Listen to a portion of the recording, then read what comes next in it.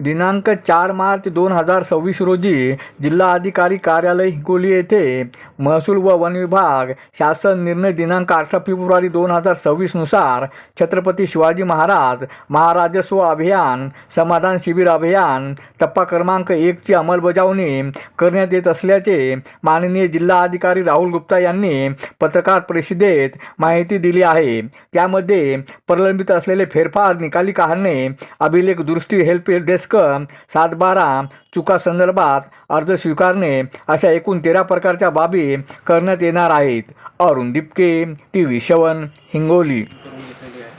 आता मागच्या आठवड्यामध्ये आम्ही जे आहे क्षेत्रस्ते जवळपास 25 किलोमीटरचे क्षेत्रस्ते जे आहे त्याची मान्यता दिलेली आहे।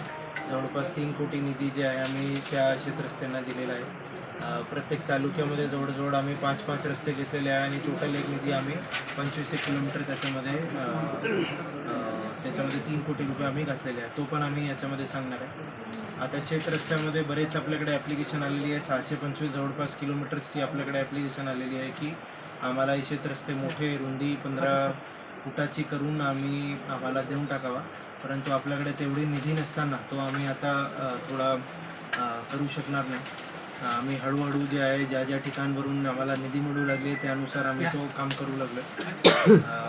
आता माननीय पालकमंत्री सरांनी जे आहे ते आम्हाला ह्या क्षेत्रस्त्यांची निधीसाठी जी मान्यता दिली होती त्यानुसार जे आहे आता आम्ही हे पण लोकांना ह्या शिबिरामध्ये सांगणार आहे। एक लोकांचा एक महत्त्वाचा मुद्दा तो आहे की कुठली पण आता शेत रस्त्याची कुठली पण समजा मोजणी होती किंवा कुठली पण समजा हद्दी खुणा वगैरे कायम करायचा होता, त्याच्यामध्ये सर्वांना माहिती अशी राहिली पाहिजे की कुठली पण शेतरस्त्यांची मोजणीसाठी आपल्याला फीस भरण्याची गरज नाही आहे।